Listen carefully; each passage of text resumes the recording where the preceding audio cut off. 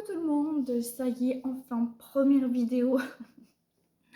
Je sais, je suis désolée, je vous ai promis un épisode par semaine, enfin une vidéo par semaine. Et j'ai eu énormément de soucis ces derniers mois, de tout type, de tout genre et tout type. J'arrivais, en fait, j'ai tourné une vidéo, j'ai tourné la première vidéo que je devais du coup finir de monter pour la publier. J'ai eu tellement de soucis, de choses à gérer que malheureusement, j'ai pas tenu promesse et j'en suis désolée. Mais désormais, ça change. Ça y est, ma fille est rentrée à l'école. Je vais pouvoir enfin avoir un moment pour vous, pour moi, pour ces vidéos, pour cette chaîne YouTube que vraiment à la base, j'ai créée avec tellement comment dire, d'enthousiasme et tellement de projets en fait. Je suis là. Ça y est, on y est. Donc, pour cette première vidéo, tout simplement, on va partir du début, hein. Donc, c'est-à-dire, je vais pas vous apprendre à faire un bébé. Je pense que vous avez très bien compris. Vous avez très bien écouté les cours à l'école. Et même temps, je pense que voilà, t'as capté. mais, euh, mais voilà, je voulais vraiment parler vraiment du commencement voilà, toutes les manières qu'on peut avoir pour avoir un enfant. Il n'y a pas forcément, voilà, il y a des gens qui n'arrivent pas forcément à avoir un enfant naturellement. Il y en a qui ont recours à la FIV, des mères porteuses, l'adoption, il y a énormément la PMA, enfin, il y a énormément de choses dont je me suis intéressée il n'y a pas très longtemps. Il n'y a pas très longtemps, il y a un an, je me suis penchée là-dessus car voilà, depuis un an et demi, j'essaye d'avoir un deuxième enfant. Je n'y arrive pas. Enfin, ça ne vient pas. Je ne vais pas dire que je n'y arrive pas, je vais dire que ça ne vient pas. Après, on dit souvent que c'est psychologique si on y pense beaucoup et surtout avec le train-train quotidien, le stress et tout. J'ai déjà un enfant, ça peut jouer. Donc bon, pas de problème, hein. Moi, je laisse la nature faire les choses. Mais je me suis pas mal inquiétée, étant donné que ma fille, je l'ai eue très rapidement. Donc je me suis un peu inquiétée, je me suis demandé s'il n'y avait pas quelque chose qui clochait chez moi. Et en fait, il n'y a rien qui cloche, c'est juste que il faut laisser la nature faire les choses. Donc parfois, je sais que j'ai vu des cas aussi où ben, ils ont tout fait, FIV, PMA, la totale. Et au moment où ils ont tout arrêté, la femme est tombée enceinte de façon naturelle. Voilà, c'est la nature et ses mystères. On n'y peut rien. Donc, moi, je sais pas vous, mais moi, j'ai eu un début de grossesse hyper épuisant. Hyper épuisant. Donc, c'était il y a 3 ans. J'ai eu une petite fille. Alors, j'ai su que j'étais enceinte très rapidement. Au bout de 2 semaines et demie, 3 semaines, un truc comme ça. Ouais, 2 semaines et demie. Euh, je suis tombée enceinte pendant les fêtes de fin d'année. Et après Noël, j'avais beaucoup de mal à me remettre de Noël, quoi. Et pourtant, j'avais 21 ans. J'avais beaucoup de mal à me remettre de Noël et je comprenais pas pourquoi. Je me suis dit, waouh, dis donc, cette fois-ci, j'ai du mal. Et j'ai une collègue, bêtement, en fait, elle me dit, t'es enceinte. Je suis pas enceinte. Non, mais ça va pas ou quoi? C'est beaucoup trop. Avec mon conjoint, on voulait avoir un enfant, ça c'est sûr. Mais on pensait pas l'avoir aussi vite. Nous, on s'est dit, voilà, on a la maison qui arrive, donc dans l'année qui s'écoulera, on fera ce deuxième enfant. Enfin, on l'aura d'ici là, quoi. Sauf que non, nous, c'est arrivé tout d'un coup. Voilà, comme ça, il n'y a pas de jaloux. Donc, elle sort ça tout bêtement comme ça. J'y fais pas plus attention et en même temps, je me pose la question, je me dis, une semaine passe, 2 semaines, et c'est vrai que je suis toujours très, très fatiguée. Je me dis, mais c'est pas possible. Et au bout de, ouais, anecdote, le 1er janvier, 2020, je m'énerve. Mais alors, je m'énerve, mais à un point inimaginable, parce que mon conjoint était en train de regarder des vidéos dans le salon de notre ancien appartement, et j'entendais ces vidéos, et ça m'énervait parce que ça coupait mon sommeil. Et j'étais extrêmement fatiguée. Et ça m'énervait à un point, mais c'était juste hallucinant. Mais jamais de ma vie, je m'étais énervée comme ça pour si peu, en fait. Et c'est allé très très loin. Enfin, quand je dis très très loin, c'est juste que bon, j'ai les hormones, hein, on va dire ça. J'étais très très caractérielle avec mes hormones quand j'étais enceinte. Hein. Rien m'énervait fortement. Et pour le coup, je me suis pas du tout reconnue, mais du tout, du tout, du tout. J'ai pris une cafetière, ma cafetière en plus. Je l'ai remplie d'eau. Et il m'a répondu un truc que j'ai pas aimé, mais un truc tout con, hein, vraiment, mais quelque chose pour lequel je me serais clairement pas énervée en temps normal. J'ai pris la cafetière, en fait, j'ai tapé sur le plan de travail. Et en fait, idiote que je suis, il y a de l'eau dans la cafetière. Forcément, il y a un poids à l'intérieur. Donc, quand tu vas taper, c'est du verre, ça va éclater. C'est ce qui s'est passé. Et mon conjoint, dans ce cas-là, à ce moment-là, il s'est dit, mais elle est complètement tarée. Mais elle est complètement folle, cette meuf. Avec qui je suis, quoi. Elle pète des trucs. Non, mais ça va pas. Et en fait, moi, je me suis choquée moi-même. Quand ça s'est cassé, je me suis dit, merde, mais qu'est-ce que j'ai fait?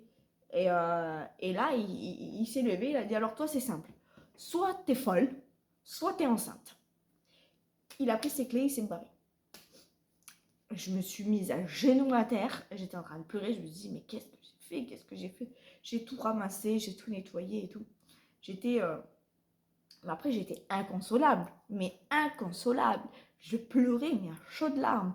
Et j'ai commencé à me dire, et si j'avais raison, et si j'étais enceinte? C'est vrai que je me trouve pas trop dans mon état normal. Ces derniers temps, c'est pas normal. Donc, bon, je me suis excusée. Je lui ai acheté un McDonald's en guise de réconciliation. Et 3 jours après, il était au travail et je me dis, tiens, je vais faire un test de grossesse par curiosité. Je fais un test de grossesse. Vraiment le moins cher, mais le bas de gamme des tests de grossesse. Je me dis, bon, t'es enceinte, peu importe la gamme du produit, il y aura les 2 barres. Donc je fais ce fameux test et c'est bien marqué dessus, attendre 3 minutes ou 5 minutes, je sais plus.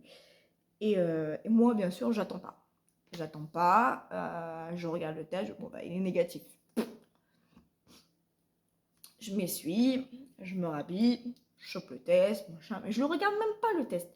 Je chope le test et au moment où je vais pour le jeter à la poubelle, je vois qu'il y a une deuxième barre, mais elle est extrêmement fine. Mais vraiment, vraiment, vraiment fine, fine, fine. Et là, qu'est-ce que je fais? Je me mets à pleurer, en fait. Je me dis, mais je suis enceinte. C'est pas possible, je suis enceinte. Déjà, je suis enceinte, quoi. On a commencé il y a 4 mois. Enfin, on a commencé. J'ai retiré mon contraceptif il y a 4 mois. Et bon. Il faut savoir que moi, dans ma famille, la majorité des femmes tombent enceintes au bout d'1 an. Donc pour moi, c'était logique que je tombe enceinte au bout d'1 an. Enfin, il n'y avait aucune... J'étais clairement pas pressée. Tranquille. Donc, ouais, très surprise. J'envoie une photo du test à ma soeur et ma soeur me dit trop faible, réessaye dans 2 jours, dans quelques jours, mais à jeun le matin. Ok, mais moi, je savais, j'étais sûre de moi, sûre de moi. Donc, qu'est-ce que je fais? J'attends même pas de refaire un test. Donc, je prépare une enveloppe avec une petite lettre et tout pour mon conjoint quand il va revenir du travail. Il y avait encore le sapin de Noël, parce qu'il faut savoir que chez moi, Noël, la décoration de Noël dure jusqu'à avril. J'ai beaucoup de mal à retirer la décoration de Noël. Enfin bref, voilà. Donc le soir, il rentre et tout, machin, et il voit cette lettre, et je lui dis, bah voilà, t'as un cadeau, vas-y. Mais il savait déjà que j'étais enceinte. Il avait senti que j'étais enceinte. Donc c'était pas du tout une surprise pour lui, moi qui m'attendais à ce que ça se passe comme dans les vidéos là sur internet ou même à la télé, genre le mec qui pleure, Ouah, t'es enceinte et tout. Non, pas du tout. Lui était là, ah bah oui, bah, je savais. Enfin, voilà. C'est génial. Non, mais après, voilà, on était très, très, très heureux. Enfin, on est très heureux. On est toujours très heureux avec notre fille. Donc voilà. Et franchement, mais très rapidement, mais très, très, très, très rapidement après avoir su que j'étais enceinte, j'ai commencé à avoir très mal à la poitrine. Très, très mal. Mais vraiment, waouh, je ne pouvais plus porter de soutien-gorge, ni même de brassière. Ah, mais ça, ne serait-ce que même le contact du tissu sur ma poitrine, c'était juste horrible. Ah, mais horrible, horrible. J'avais l'impression qu'on m'avait frappé la poitrine. Enfin, elle était hyper sensible, hyper douloureuse. Donc ça, c'était pas la joie. J'ai pas eu de nausée. J'ai pas eu de nausée. Je sais qu'il y a des femmes qui ont ça et waouh, courage à elles, même les vomissements. Waouh, courage, courage à toutes ces mamans qui ont eu ça. Toutes ces femmes qui ont eu ça. Moi, j'ai pas. Franchement, j'ai eu une grossesse plutôt tranquille, vraiment. Le seul bémol, c'est que j'ai commencé à avoir des contractions très, très, très rapidement. C'est-à-dire que dès mon deuxième mois de grossesse, j'ai eu des contractions.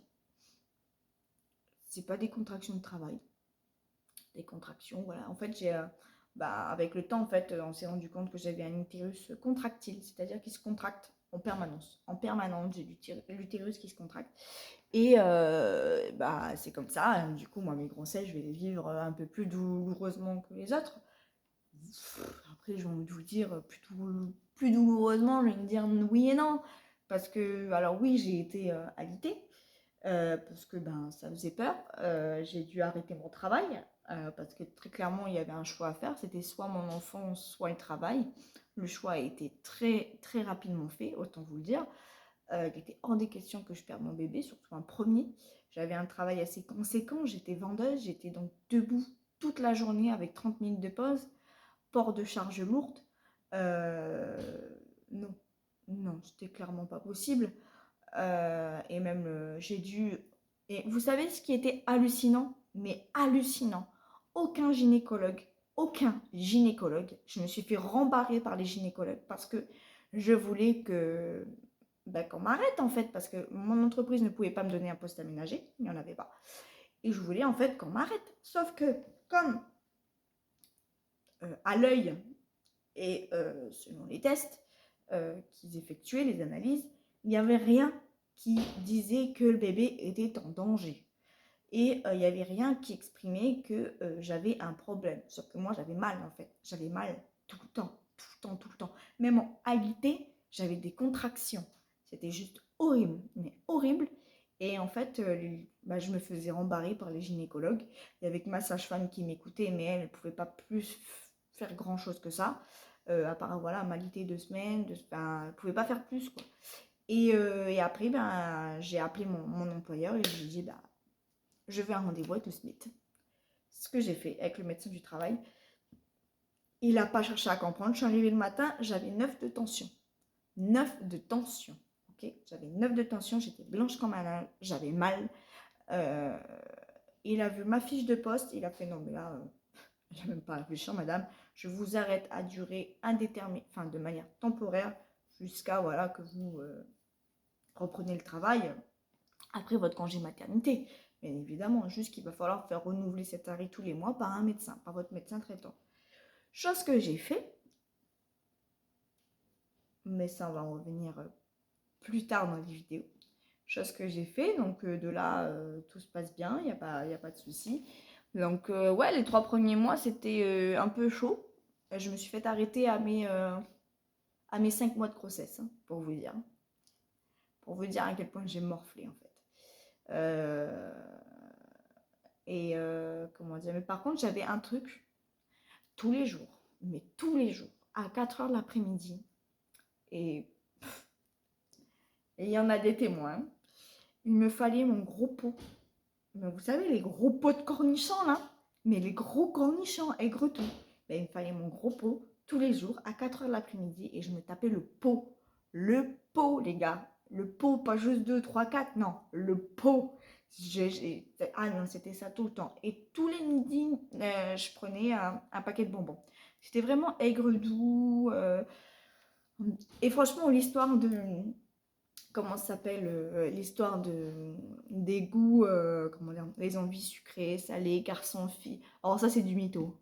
C'est complètement du mytho. En fait, je vais vous expliquer un truc, les filles et les gars.